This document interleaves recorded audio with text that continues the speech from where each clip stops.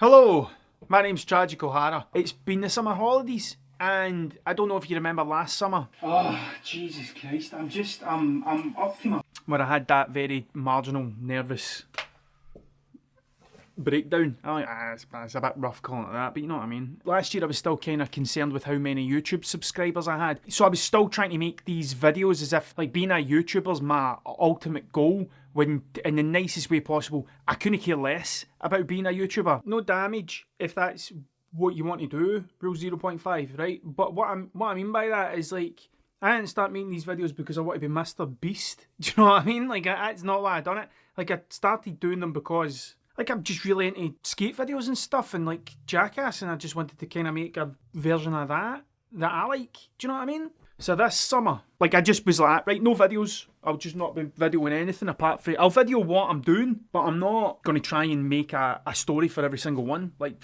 sod that. Last year, the jellyfish thing was happening, and that kind of just, that pushed me over the edge. Like, that was the thing. That was the thing that got to me. And me trying to make stone walruses and children's books and all that was purely for the YouTube number, for the algorithm. And I don't care about that anymore because it doesn't, it's actually no, that number has absolutely no overbearing power over whether or not what I'm doing is good. I look back at what I done last summer with the jellyfish and those other murals and stuff, and my biggest regret, and I wouldn't even say it's a regret, the thing I learned was I should have been more focused on doing the thing rather than some made up number that makes me appear to be better than somebody else in the imaginary game of goodness. Like, it's Rubbish. like, it's complete and utter Rubbish. The thing I learned last summer was, see this thing that happens in here? It just needs to stop for a while. So, last summer I knew that was stupid. So this video thing, coming in here every day, the book thing, all that stuff, I've just dropped it. Like, I just dropped it for 8 weeks and just focused on rule 0. That's it. Do you know what I mean? That's the nature of the thing. Because my wife has got stuff. She's doing her thing. My kids, they've got their thing. And it was like, well, my thing needs to take a back seat to their thing. That's how it works, and it's probably how it should work, to be fair. So this is all I'm going to do here is just talk about my summer. No, I'm not, right? Because I have been sitting, it's September. It's September, and I've been sitting trying to piece this absolute chaos together into some sort of coherent narrative, and I can't do it. I can't do the thing because hundreds happened. Like, loads of stuff happened, right? And my idea was just to tell the story about the whole summer. But that, I can't do that because, like, a million different things happened. No, really, I think there's 3 things, to be fair. A million is a total exaggeration. But I think there's 3 things that I need to tell stories about. This thing here that was going to be about everything isn't going to be about everything now. It's only going to be about the Yardworks thing. Yardworks is a graffiti festival that takes place at SWG3, and it features global graffiti artists. But there's people there who I have Instagram stalked for years. That's me just getting the time to try and process what happened. And that was June. That was in June. And that's me just figured out what actually happened. Like, that was going to be a whole video. Hello, my name's Tragic O'Hara. It was terrifying. Like, I was going to do a whole video about the Yardworks thing and what I was going to do in that, but it's not finished yet. That story's not finished. And what I'm going to do is there's more to this story. It's not finished yet, right? But I need to start it, or it'll never be finished. Do you know what I mean? Like, see, if I don't actually start telling this bit, then I'll never get to the next bit. Do you know what I mean? So This is Jesus Christ on a bike, man. This is the Yardworks thing. Yardworks 2022, a vague report that no one asked for. I done Yardworks 2022 and ended up with heat stroke. It was roasting. Didn't get a beer all day. Driving. Or I would have. Because it was roasting. Ate macaroni for every meal. There was a reason for that, right? But I'll tell you about that later. Sat down once. I was that busy. Painted a goldfish on a wall, which was a thing I said in my idea thing video. Do you know what I'm sick of? Do you know what I'm sick of? Like, actually sick of? This thing here. The goldfish thing, which was available on my website. It was available on my website as an idea you could make me an offer for, but now it's not because I've done it. More on that whole thing later, right? That's another story.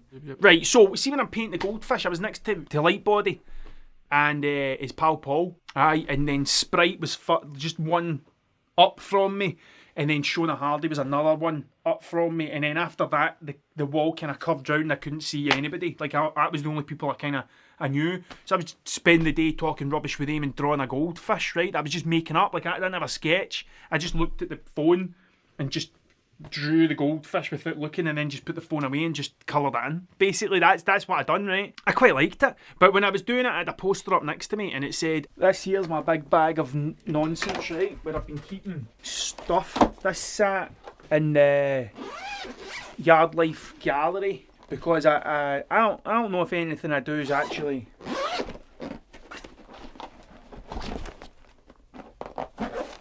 good. Just all these kind of nonsense drawings that I do. Watch, I'll show you. I mean, keep them all. I keep everything. Well, I don't keep everything. I keep the things that I think. Listen to them all sticking together because I don't know how to look after things properly. So that's the thing that was written next to me when I was painting the goldfish. If you like my goldfish, I'll be performing a thing called Micro Rants by Tragic O'Hara at 3 PM in the Galvanisers yard, which is what I was actually there to do. I was there to perform. I wasn't there to paint. I was there to perform a thing called Micro Rants. Tragic O'Hara presents Micro Rants, a brief insight into how perfection is unattainable, death is the worst thing that can happen, and walrus chasing contains one swear word. I apologise beforehand, rule 0.5. I don't really know how else to explain it. There's paint involved, it might be good, see you there. Now, I've been doing my practical guide to walrus chasing, where the walrus, crash course on walrus chasing. It's been called umpteen different things, right? But I've been doing it up and down the country in schools and youth groups and stuff. Hello, right, I am currently in Stirling University, believe it or not, and I am about to do 3 lectures on walrus chasing. I'm calling these a crash course on walrus chasing because we only cover 4 of the 7 things of walrus chasing. I'll show you my rooms. I've set it up in such a way that I think a room should be set up if you were appearing to learn about walrus chasing, right? Candles. I've got these boards set up for writing the 3rd thing and the 4th thing. Set up there where I do my kind of drawing stuff. There's all my notes and pens and all that kind of thing. So you come in, right? And you take a seat and it's like that. And then I've got my presentation about walrus chasing. So in my infinite wisdom, I thought, everyone's going to be painting. What can I do that's different? So I thought I'd put together like a show, like a performance, a gig kind of thing, and do some of this stuff I've been working on in front of people, engage whether it's a good idea or not. That's what I thought I was going to do. That's why I was there. And it descended into madness. It really did, right? In a good way. Good madness, not bad madness. When I knew I was doing this, I dropped everything because I was so nervous about the fact that I was doing this thing. But also, like, I wanted it to be good. I done the bare minimum to get through because all I done was work on this thing. Like, I wrote a huge big plan of how I was going to do it. That there was the whole performance. That was my notes going in. And then what I done is I took all of that and I put them on flashcards. I just worked on it constantly to the point where I felt confident enough to turn up and do it. Because my biggest concern was I put all this work into a thing and no one watches it. I played plenty of gigs in front of 3 people and a dog, and I know how bad it is with a guitar. I can't imagine it being any better with a pen and a bit of paper. And that I didn't want that to happen. I'd been telling everybody on my Instagram and my TikTok and all that sort of stuff, I'm doing this thing. I can't really describe it, but I'm going to be doing it at 2 o'clock. But when I turned up, I was like, I'm going to need to have a plan together to get people there. So what I done was I set up a wee kind of station and I had a poster that said, read the 50 words on this card. The card had those 50 words that I read. Tragic O'Hara presents earlier, and I'll draw your face, but I won't look at what I'm doing because I'm not very good at drawing faces when I look at what I'm doing. Turns out the thing that's been holding me back is trying to be good at drawing. That was it. So everybody read this card and I drew their picture. And then the next thing I know, like there was a queue of people curved round the room waiting for me to draw these really bad portraits. But it got to the point it was 5 to 2 and the queue was still round the corner. And I had to say to people, I'm sorry, but I need to stop now. Yeah, I can't draw any more faces. I'm about to do the thing I'm actually here to do. Which is where the macaroni thing happened, right? Because I drank all my water. I'd set supplies up. I'd breezed through it because I was just talking constantly. And I hadn't had anything to eat all day. I had a banana at 7 o'clock. Do you know what I mean? So Michael Hunter, photographer and videographer, ran away and got me macaroni. I can't remember much of that macaroni and cheese, but I remember I ate it like a duck. And then Romany, who was there with Mia McGregor, who was doing the cube stuff, she disappeared and came back with water for me. I was eternally grateful for that. And I could actually perform this thing. What'd you see? Where'd you see a unicorn? You come here. Come on up. Listen, we're going to do this together. That's his horn. That's his horn. His face. Right. His feet. Legs. Do you want to draw it? No. How not? Listen, this isn't a, you don't need to be able to draw. Like, have you seen some of the stuff I've been showing you? I drew a face in a guy and said it's worth £1 million. It's all made up. It's all made up. None of it's real. You know what I mean? We're all figments of our own imagination. Right, tell me a story about a unicorn. No pressure.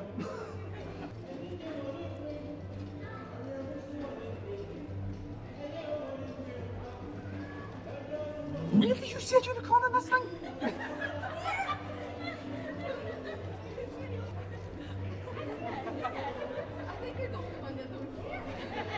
I think you might be right. Is it facing us?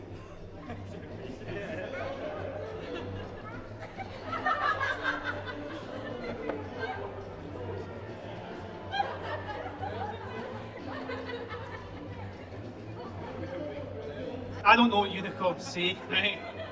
But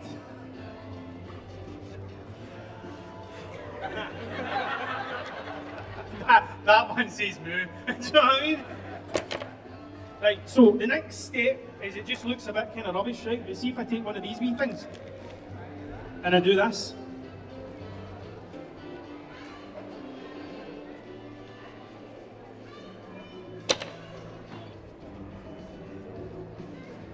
What's it worth? How many pounds? £5. You'll give me £5 for a unicorn that says moo. Is that, listen, don't make numbers up if you can't afford it, man, right? Now, I'm just saying, you don't look like you've got that amount of money. Like, have you? Listen, you've seen a unicorn. Do you want this? I'll just give it to you.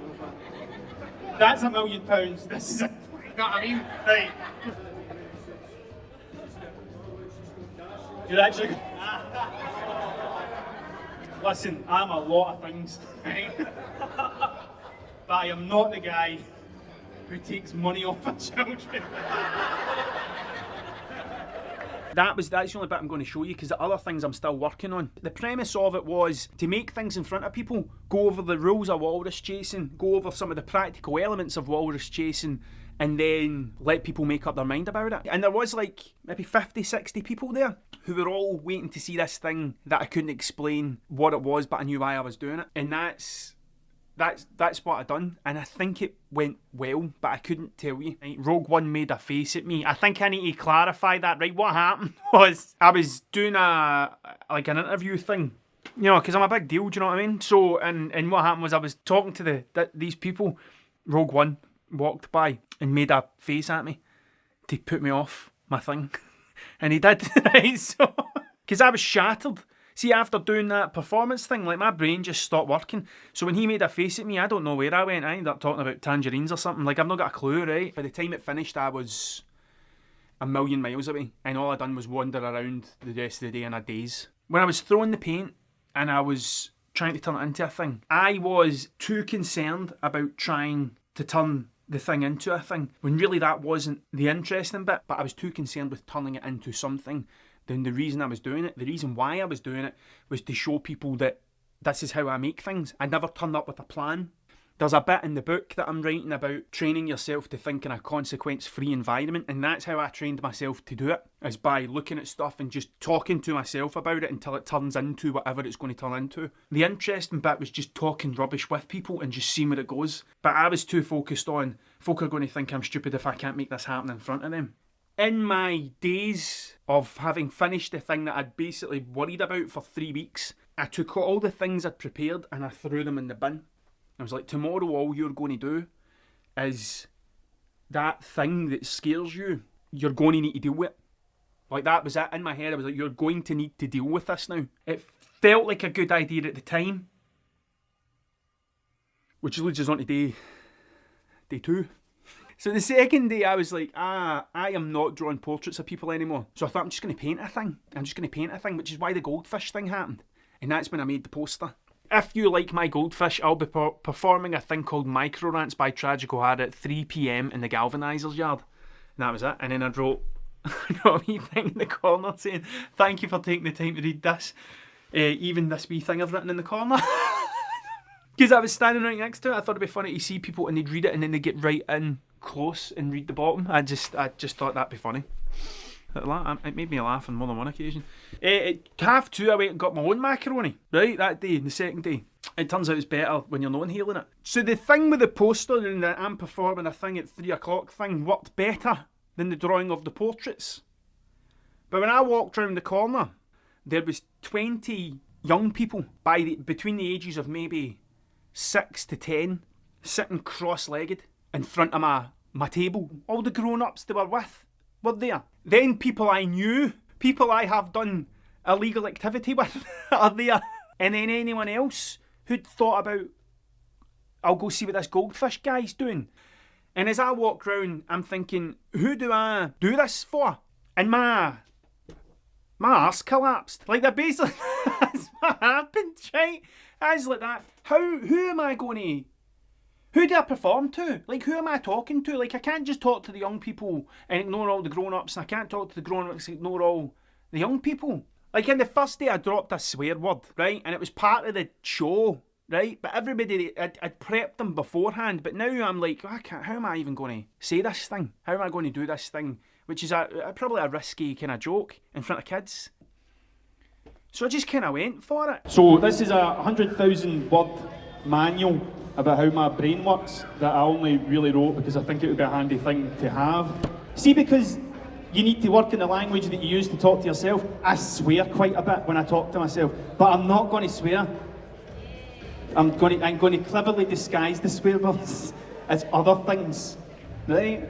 Because I had no idea that this was going to turn into some sort of primary lesson thing, right? I had no idea. So it's as if my head is just full of rubbish. I'm going to need to do it, man. Like, I think.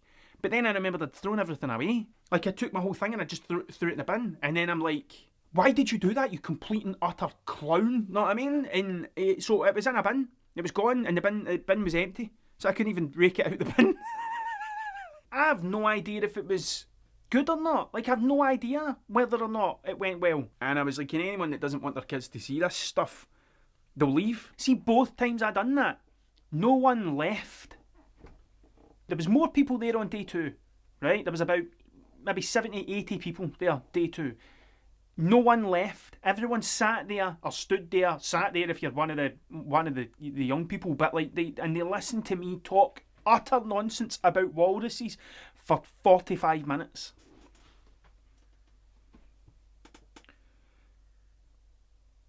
So I think it works. I went back round to start working on my fish again. And it was at that point that people who'd watched me were coming up and saying, oh, I seen your thing, and they were talking to me about it. To the point where I get booked for, someone tried to book me for a birthday party, for their kid's birthday party, and I was like, no, thanks very much, but no thank you. Like, I'm not going to get into that. Like, I'm not doing Mr. Blobby type stuff, do you know what I mean?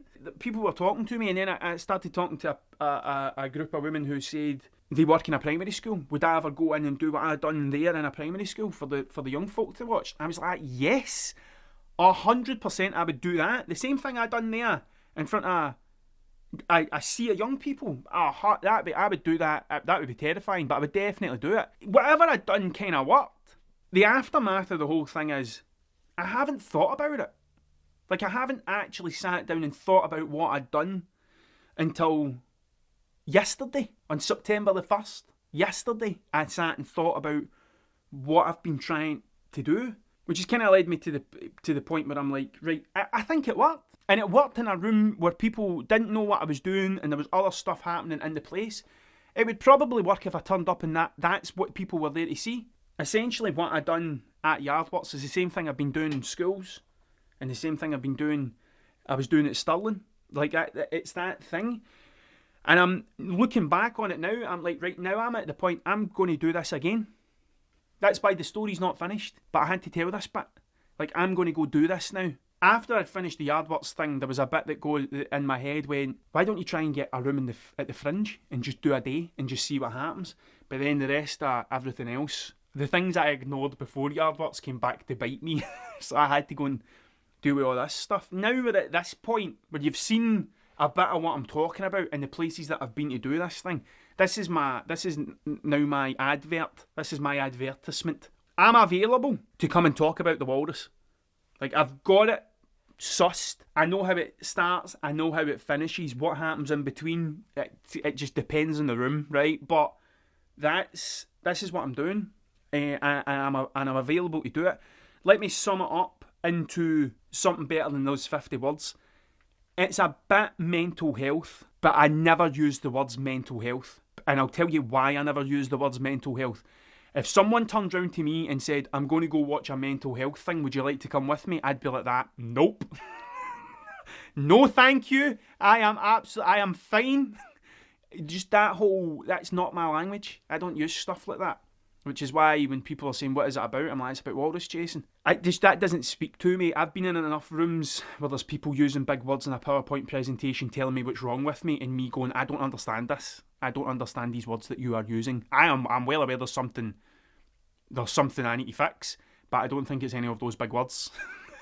that I need to figure out what those big words mean before I even get to the point where I figure out what's actually going on. I told my friend about it. Like, I've been pitching this stuff to him and he was like, I'd say to him, it's a bit like self-help stand-up. Christ, I was talking about doing stand-up like this time last year. Do you know what I mean? So, like, it's kind of just evolved as it's went along into this thing that I was calling Micro Rants, which really was just a name that I pulled out of the air to try and piece this thing together, which was really 4 or 5 different things. I'm available. You can book me now and I'll turn up and I'll perform this thing in front of you. Whether it's in a school, whether it's in a village hall, whether it's in the back room of a bar, or if it's a venue or any of that sort of stuff, like, I am available. So my appeal is, if you have a young person who's at school, send this video to your school.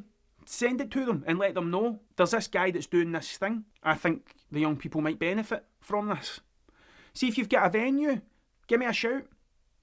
See if you're organising a festival or some sort of thing and you're looking for entertainment for the night or during whatever, give me a shout.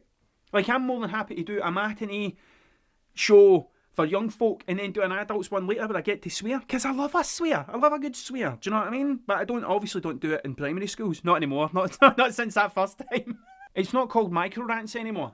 The Micro Rants is a bit of the guide. What I'm performing is a practical guide to walrus chasing. I need to say thanks to everyone. Like Gaz, Laura, Marianne, everybody else at Yardworks, the crew, everybody that came together to make that thing work. Because, like, when I turned up and I'm like, I need this, I need sound, I need this, people just went and got it. When I was finished up and everybody was leaving, like, all the crew who were setting up the stage for the gig the next day were like, we'll help you out.